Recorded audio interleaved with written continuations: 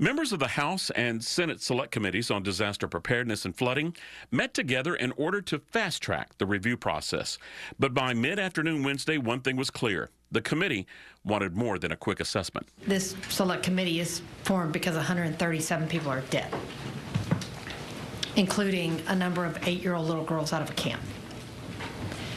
And while I don't think anybody wants to point fingers, I do think we want the most honest assessment of what went wrong.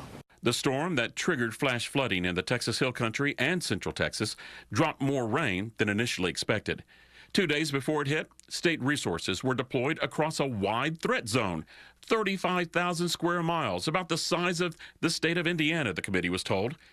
TDM Chief Nim Kidd testified that proactive steps included contacting local authorities, but he reminded the committee his agency, by law, is not in control of local response. Under Chapter 418, elected mayors and county judges are the emergency management directors for their communities. The committee was shown how a flash flood watch for the Texas Hill Country came July the 3rd. That brought questions about what was and wasn't done to prepare and how much protection a warning siren can provide. We have to find a way to give the locals more tools and more confidence that if they believe they need to make the call, and if it's 12 hours out, they make it, or preferably in an event like this, after looking at where the camp was specifically, shelter in place and get on the roof. Some of the kids actually were able to climb up the wall of the canyon because they had enough notice. So that's probably the best case scenario until technology proves different, that at some point higher ground is the only option you've got, but it cannot be when you see the river cresting.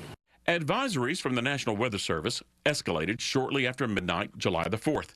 And at 1:15 a.m., a flood warning was issued for Ingram and Hunt. When did you get your first call that people were on rooftops and they needed help? 4:56 a.m. At the State Operations Center in Austin, the alerts were seen by the overnight staff. At that point, do they make a concerted effort to communicate that, to make sure that the people in that area, in that where that flooding is occurring, do they know this is happening? Do they communicate that, and are they acknowledged that they received that information? There is no system in place today to ensure that County Judge X or Mayor Y or Emergency Manager Z is getting the same information that we are getting from the National Weather Service. You do see the problem with that, right? Senator, I do. That communication problem revealed a training gap.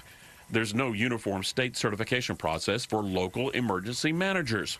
The committee was reminded that a study group has already recommended changing that in a report issued 5 years ago. I'm not sure what happened after that report was issued. It was issued during the pandemic, and I think that it's something that we probably need to look into.